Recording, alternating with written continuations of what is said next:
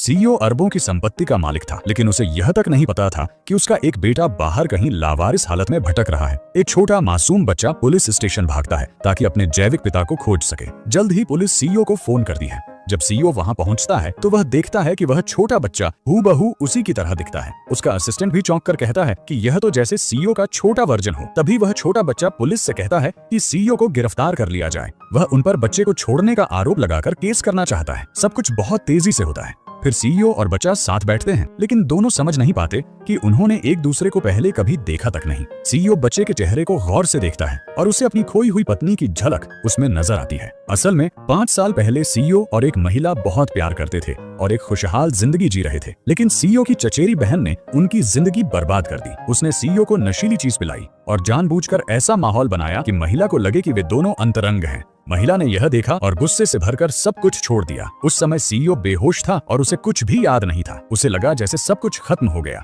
लेकिन वह कजिन यही नहीं चाहती थी। उसने उस महिला को मरवाने के लिए एक हिटमैन तक भेज दिया। संयोग से महिला बच गई। उसने छुपकर एक बेटे को जन्म दिया और किसी को भी कुछ पता नहीं चला।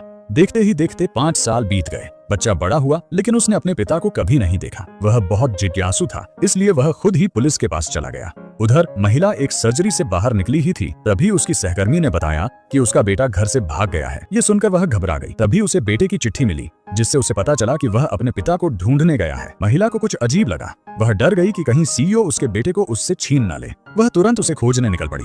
इधर वह छोटा बच्चा बस अपनी माँ के लिए बदला लेना चाहता था। सीईओ ने बच्चे की आंखों में कुछ अजीब देखा और उससे पूछा कि वह उससे मिलने क्यों आया है।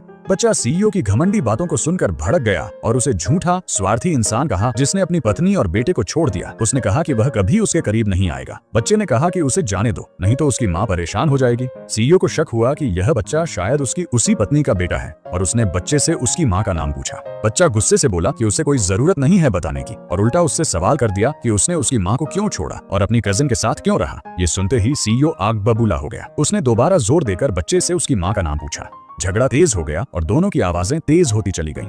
इसी बीच महिला वहां पहुंच गई और सीईओ से आमना सामना हुआ। सीईओ ने तुरंत पहचान लिया कि यह वही पत्नी है जो 5 साल पहले गायब हो गई थी, लेकिन महिला अब किसी भी तरह का रिश्ता दोबारा नहीं चाहती थी। उसने साफ मना कर दिया कि उसने कभी भी सीईओ को नहीं जाना। तभी बच्चा जोर से चिल्लाया। असिस्टेंट की पकड़ से निकलकर सीईओ को जोर से थप्पड़ मारा और चिल्लाया, मेरी माँ को छोड़ दो। सीईओ को अब यकीन हो गया कि महिला वही है, लेकिन महिला फिर भी इनकार करती रही। तब सीईओ ने जबरदस्ती उसे कंधे पर टांग लिया और कहा कि वह माने या ना माने, लेकिन ये सच है। आखिर बच्चा बिल्कुल उसी जैसा दिखता है, शक्ल से भी और स्वभाव से भी। महिला ने कहा कि उन्होंने 5 साल पहले तलाक ले लिया था, इसलिए अब उसका बेटा उससे कोई रिश्ता नहीं रखता। लेकिन सीईओ ने कुछ नहीं सुना और सीधे महिला और बच्चे को अपने घर ले गया।